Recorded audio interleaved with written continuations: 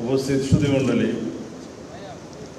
প্রথমেই fire service ও civil defence সপ্তাহ 2026 passing out parade ও পদক প্রদান অনুষ্ঠান উপলক্ষে আপনাদের সবাইকে জানাই আন্তরিক শুভেচ্ছা ও অভিনন্দন। আমি গভীর শ্রদ্ধার সাথে স্মরণ করি প্রথমেই মহান মুক্তিযুদ্ধের লাখো শহীদদের, যাদের আত্মত্যাগের বিনিময়ে অর্জিত হয়েছে বাংলাদেশ, এই বাংলাদেশের স্বাধীনতা। আমি শ্রদ্ধার সাথে স্মরণ করি বহুদলীয় গণতন্ত্রের প্রবক্তা, মহান স্বাধীনতার ঘোষক শহীদ রাষ্ট্রপতি জিয়াউর রহমান। আমি শ্রদ্ধার সাথে স্মরণ করি দেশনেত্রী বেগম খালেদা জিয়াকে, যার নেতৃত্বে বাংলাদেশে সুপ্রতিষ্ঠিত হয়েছিল গণতন্ত্র। আমরা অর্জন করেছি গণতান্ত্রিক অধিকার। আমি আরও শ্রদ্ধার সাথে স্মরণ করছি ফায়ার সার্ভিসের 17 জন অগ্নিবীর সহ বিভিন্ন সময়ে অগ্নি নির্বাপন ও উদ্ধার কাজে অংশ নিয়ে মৃত্যুবরণকারী 52 জন ফায়ার ফাইটার্স। আর তাদের সবার আত্মা মাত্রা কামনা করছি। আমি বিনম্র চিত্তে স্মরণ করছি 2024 সালের ছাত্র গণ অভ্যুত্থানের সকল শহীদকে, যাদের আত্মত্যাগের বিনিময়ে মুক্তি হয়েছে আমাদের গণতন্ত্র।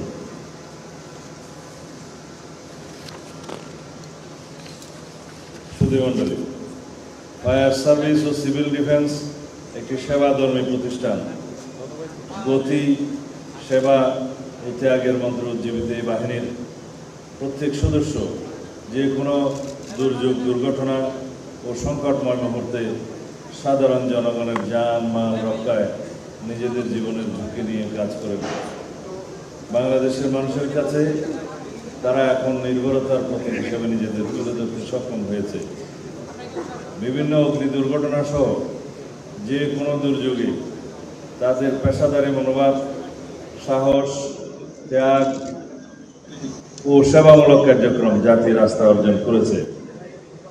সকল দুর্যোগে বিপদে পড়া মানুষের পাশে প্রথম ছুটে যাওয়া স্বাধীনতা পুরস্কার প্রাপ্ত এই প্রতিষ্ঠানটি আমাদের নিকট একটি গর্বের বাহিনী হিসেবে স্বীকৃত। আমরা জানি জলবায়ু পরিবর্তন সহ নানা প্রাকৃতিক ও মানব সৃষ্ট কারণে আমাদের দেশ প্রতিনিয়ত অগ্নিকাণ্ড, সড়ক দুর্ঘটনা, বন্যা, ভূমিধস, ভবনধস সহ বিভিন্ন দুর্যোগ দুর্ঘটনার সম্মুখীন হচ্ছে। রয়েছে ভূমিকম্পের মতো ভয়াবহ দুর্যোগের আশঙ্কা। এই পরিস্থিতিতে ফায়ার সার্ভিস ও সিভিল ডিফেন্সের ভূমিকা দিন দিন আরও গুরুত্বপূর্ণ হয়ে উঠছে। সে কারণে ফায়ার সার্ভিস ও সিভিল ডিফেন্সের জন্য আধুনিক প্রযুক্তিগত সেবা সুবিধা সৃষ্টি, প্রশিক্ষিত জনবল ও পর্যাপ্ত সরঞ্জাম নিশ্চিত করার পাশাপাশি ভলান্টিয়ার সহ সরকারের অন্যান্য সেবা সংস্থার সাথে তাদের কার্যক্রম সমন্বয় থাকা খুবই গুরুত্বপূর্ণ। সারা দেশে 538টি ফায়ার স্টেশনের মাধ্যমে এই বাহিনী সেবা প্রদান করে যাচ্ছে, যা চাহিদার তুলনায় যথেষ্ট নয়। সেজন্য জনগুরুত্বপূর্ণ বিবেচনায় আমরা ফায়ার সার্ভিসের সক্ষমতা ও সামর্থ্য বৃদ্ধিতে জোর দিচ্ছি।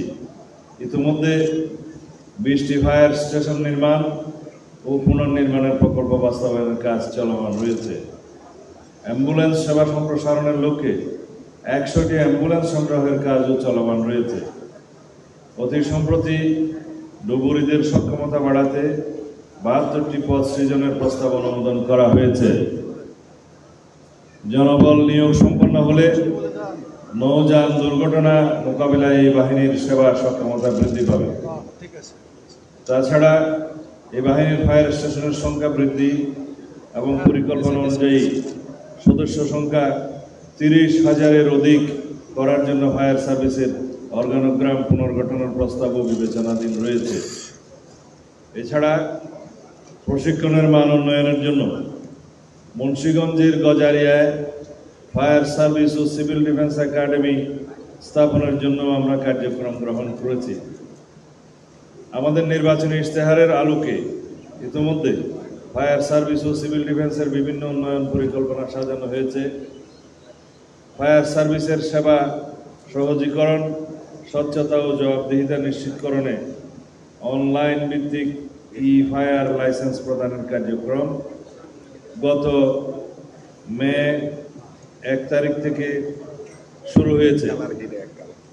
মে 2026 পয়লা মে 2026 তারিখ থেকে চালু করা হয়েছে। আমরা আশা করি পরিকল্পনা অনুযায়ী বাস্তবায়ন সম্ভব হলে ফায়ার সার্ভিস ও সিভিল ডিফেন্সের সক্ষমতা বহুগুণ বৃদ্ধি পাবে। সম্মানিত সুধীমণ্ডলী, জনগুরুত্বপূর্ণ এই প্রতিষ্ঠানের সক্ষমতা বাড়ানোর সাথে সাথে ফায়ার সার্ভিসের কর্মকর্তা কর্মচারীদের সুযোগ সুবিধা বৃদ্ধি করার বিষয়েও বর্তমান সরকার সচেষ্ট রয়েছে। এই বাহিনীর সদস্যদের অন্যান্য বাহিনী ও সরকারি দপ্তরের সাথে সমন্বয় করে আপগ্রেডেশন সংক্রান্ত কিছু প্রস্তাব বিবেচনাধীন রয়েছে। এই বাহিনীর সদস্যদের আবাসনের সমস্যা দূরীকরণে কর্মকর্তা ও কর্মচারীদের জন্য ঢাকার মিরপুর ও সদরঘাটে 2টি বহুতল আবাসিক ভবন নির্মাণের প্রকল্প বাস্তবায়ন পর্যায়ে রয়েছে। মিরপুরে তাদের সদর দপ্তর ভবন নির্মাণের কাজও চলমান। এছাড়া বাহিনীর সদস্যদের বিশেষ ভাতা হিসাবে ফায়ার অ্যান্ড রেস্কিউ ভাতা এবং ফ্রেশ মানির বিষয়ে চাহিদা রয়েছে। তা আমরা ইনশাআল্লাহ পর্যালোচনা ও পরীক্ষা নিরীক্ষা করে দেখব। এর মাধ্যমে ফায়ার সার্ভিসের কর্মকর্তা কর্মচারীদের দীর্ঘদিনের প্রত্যাশা পূরণ হবে বলে মনে করি। প্রিয় সহকর্মীবৃন্দ, আজ ফায়ার সার্ভিস ও সিভিল ডিফেন্স সপ্তাহ 2026 এর শুভ উদ্বোধন অনুষ্ঠান। এই উপলক্ষে এই বছরের প্রতিপাদ্য নির্ধারণ করা হয়েছে, অগ্নিযোদ্ধাদের একটাই পণ, নিরাপদ রাখব সম্পদ ও জীবন।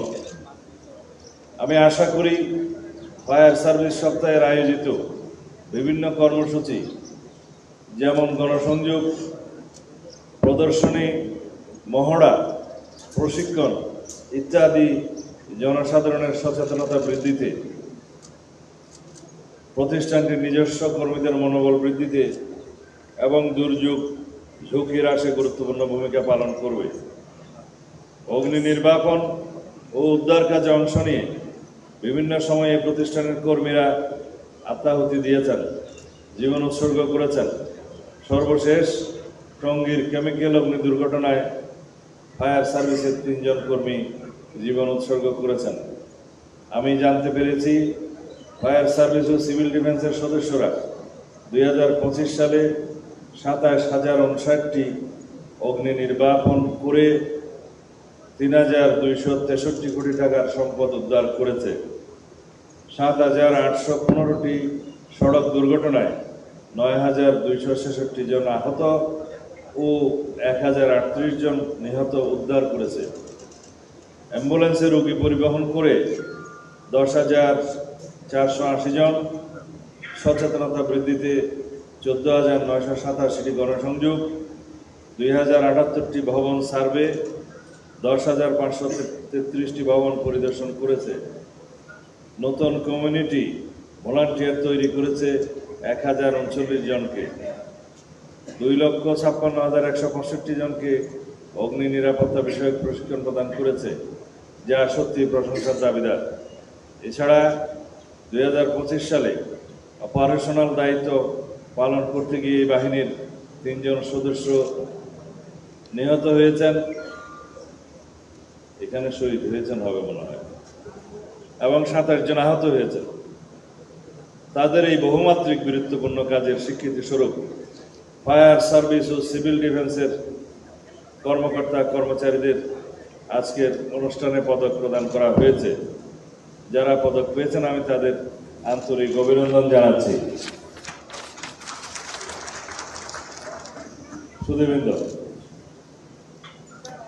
আজ নবীন station officer, fire fighter, nursing attendant ডুবুরি ও ড্রাইভারগণ বুনিয়াদী প্রশিক্ষণ সাফল্যের সাথে সম্পন্ন করে ফায়ার সার্ভিস ও সিভিল ডিফেন্সের কর্মজীবনে পদার্পণ করছেন।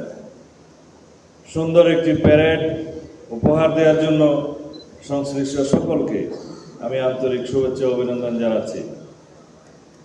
বিশেষ করে যারা চৌকস পদক পেয়েছেন তাদের উষ্ণ অভিনন্দন জানাচ্ছি। আমি আশা করি আপনারা সকলেই সততা, নিষ্ঠা ও আন্তরিকতার সঙ্গে দায়িত্ব পালন করবেন এবং ফায়ার সার্ভিস ও সিভিল ডিফেন্সের সুনাম উত্তরোত্তর বৃদ্ধিতে সর্বদা সচেষ্ট থাকবেন। পরিশেষে আমি আজকের এই অনুষ্ঠানে আমাকে আমন্ত্রণ জানানোর জন্য ফায়ার সার্ভিস ও সিভিল ডিফেন্স অধিদপ্তরের মহাপরিচালককে আন্তরিক ধন্যবাদ জানাচ্ছি। আল্লাহ হাফেজ।